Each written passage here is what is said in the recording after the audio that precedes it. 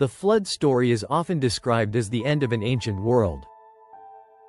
According to Genesis, the civilization that existed before the flood was destroyed, leaving only Noah, his family, and the beginning of a new human era. But one mystery remains. If the Nephilim belonged to the world before the flood, why do stories about giants appear again after the flood? Why do ancient texts continue to mention powerful giant-like figures? And why do some of the most famous battles in biblical history involve descendants of these mysterious beings? The answer takes us into one of the most fascinating chapters of ancient history, the survival of the giant tradition. After the flood, humanity began rebuilding. New nations formed. New civilizations emerged. People spread across different regions of the world, creating kingdoms, cities, and cultures. But the memory of the old world did not disappear. Stories of ancient giants survived. The names change. The locations change. But the idea remained. There were once powerful beings who were larger, stronger, and different from ordinary humans. One of the most famous groups connected to these legends was the Rephaim. The Rephaim appear several times in the Old Testament. They are described as an ancient people associated with strength and unusual size. The name itself became connected with ideas of giants and powerful warriors. They were remembered as inhabitants of ancient lands who existed before many later kingdoms. In the ancient Near East, remembering the past was extremely important. A kingdom's identity was often connected to the stories of those who came before. Ancient ruins, abandoned cities, and massive structures were often believed to be the work of legendary beings. When later generations encountered enormous stone monuments or forgotten settlements, they often asked, "Who built this? How could ordinary humans have created something so massive?" The answer they often gave was, "Ancient giants must have built it." This belief was not unusual. Across the ancient world, mysterious ruins were frequently connected with legendary figures. The Greeks connected ancient structures with heroes from their myths. The Romans created stories about legendary founders. Mesopotamian civilizations preserved memories of ancient kings who lived extraordinary lives.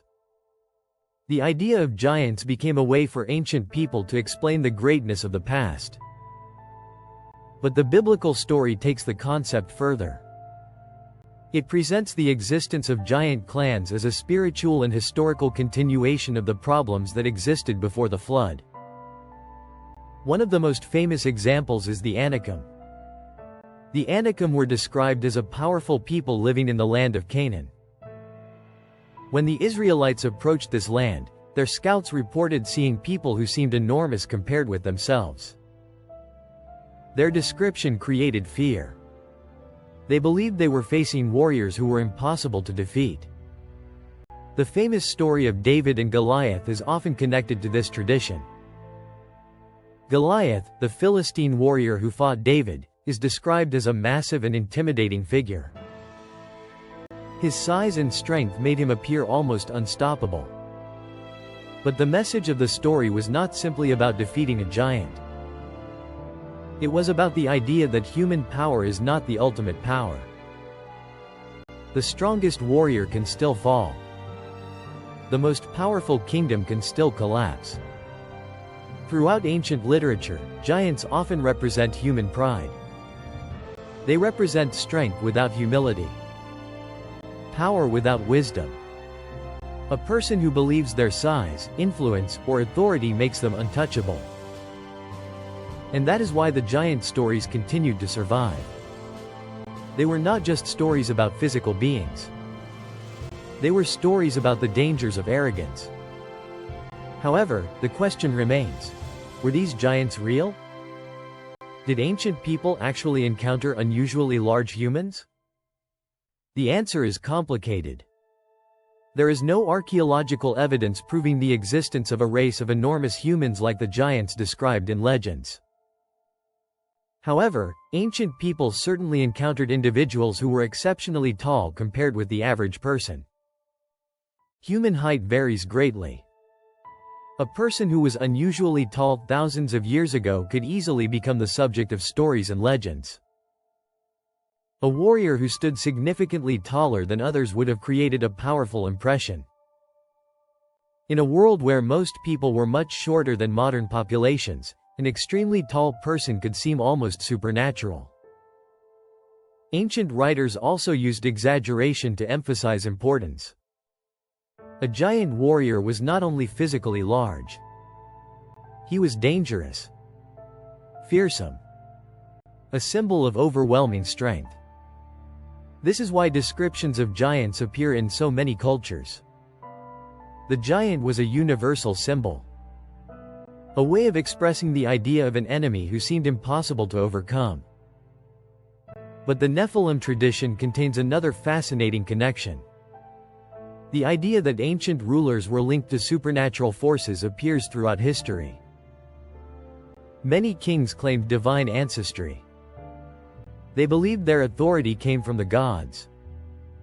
They built massive monuments to demonstrate their connection with the heavens. In Egypt, pharaohs were considered divine rulers. In Mesopotamia, kings were often described as chosen by the gods. In many ancient societies, rulers were not simply politicians. They were religious figures. They stood between humanity and the spiritual world. This belief created powerful kingdoms. But it also created a dangerous temptation. When rulers believe they are more than human, they may begin to believe they are above human limitations. They may believe ordinary rules do not apply to them. This is one of the central warnings behind many ancient stories. The problem is not greatness itself. The problem is pride. The problem is believing that power removes responsibility. The legends of giants, divine kings, and ancient heroes all carry a similar message: the greatest civilizations can fall. The strongest warriors can be defeated. The most powerful rulers eventually disappear. Nothing built only on strength can last forever. This idea appears again in the story of Og, king of Bashan. Og is one of the last figures in the Bible directly associated with the giant tradition. He ruled a powerful kingdom east of the Jordan River. Ancient texts describe him as belonging to the Rephaim tradition. His enormous size became part of his legend. But eventually, his kingdom fell. The man who represented strength and power was defeated. The story served as a reminder that even the greatest human power is temporary. But the legends of giants did not disappear after ancient times. They continued through history. Different cultures preserved stories of enormous beings, ancient heroes, and lost ages. From European legends of giants to stories from the Middle East and Asia, humanity continued to remember a time when the world seemed filled with beings larger than life. Why do these stories appear everywhere? Are they simply myths created to explain ancient ruins and powerful enemies? Or are they memories of real events that became transformed through generations of storytelling? The answer may never be completely known. But one thing is clear: the idea of the giant has always represented something deeper. It represents humanity's fascination with greatness, with power, with the desire to become more than ordinary. And it also represents a warning. Because throughout history, those who seek power without wisdom often discover the same truth: strength alone cannot save a civilization. The story of the Nephilim is not only about ancient beings. It is about humanity itself. Our desire for knowledge, our hunger for power, and our struggle to use both responsibly. But there is still one final mystery. If the Nephilim were connected to ancient spiritual traditions, forbidden knowledge, and powerful rulers, could their influence have continued beyond the ancient world? Could these stories still have meaning today? And what do ancient traditions say about the battle between good and evil that continues throughout human history? In the final chapter, we will explore the lasting legacy of the Nephilim, from ancient legends to modern interpretations, and the deeper message hidden behind one of history's greatest mysteries.